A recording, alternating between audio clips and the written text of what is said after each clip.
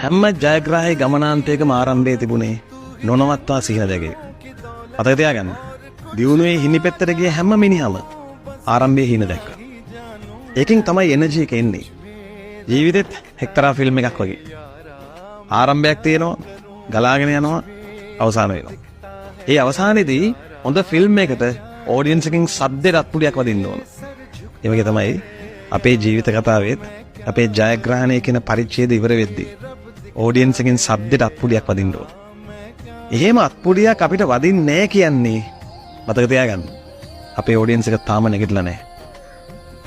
තාම ඒගොල්ලෝ බලාගෙන ඉන්නේ.